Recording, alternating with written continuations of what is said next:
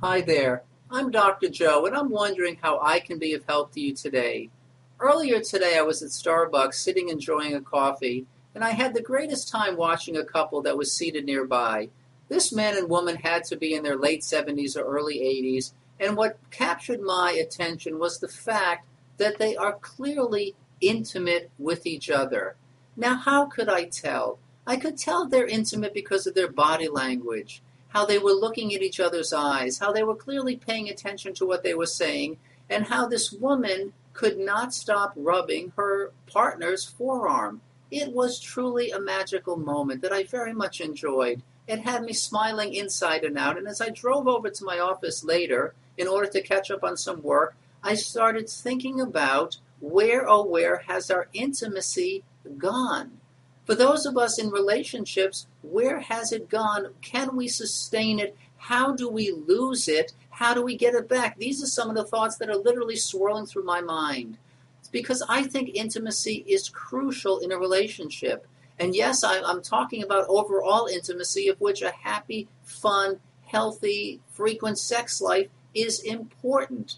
But I'm talking about global intimacy because I think once you lose that sense of intimacy, you are in trouble and you have to fight to maintain it.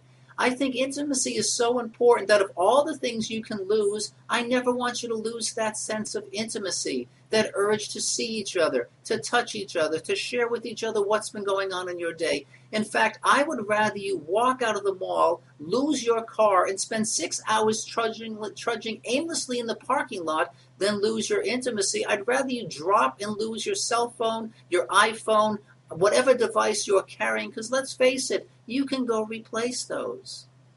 But when you lose that intimacy between you and your partner, the loss is much, much greater. So, what can we all do to protect it? Where can we find the time? We're so busy. We have so many appointments. We have so much stress. It is so easy to put each other on the back burner. I think the secret is about time.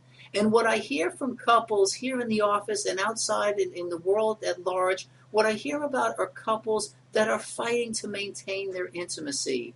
Lots of couples, and you may be doing this as well, are having date night on Wednesday night so that no matter how busy you are, on Wednesday night you are together.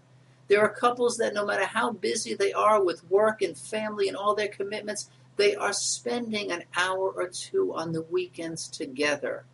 They're going out on the weekend nights if they're able to afford it, or they're making time at home. You can make time at home by turning off the TV. You can push back from the computer. There are ways to do this, and it's incumbent upon you to continue to let your partner know how very important he or she is.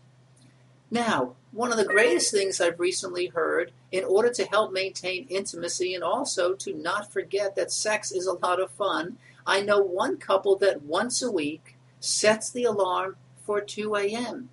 And although I thought this was a little bit far-fetched when I heard about it, these folks that I know have reported to me that that hour or longer between 2 a.m. and 3:30 a.m. early Thursday morning is among the best sexual, close fun they've had in 20 years. And they're never going to stop doing it. So I don't know if that's your cup of tea, but if it is, why not give it a try? I'm thinking of setting my alarm for 3 a.m. I'm Dr. Joe from Boca. I'll talk to you soon.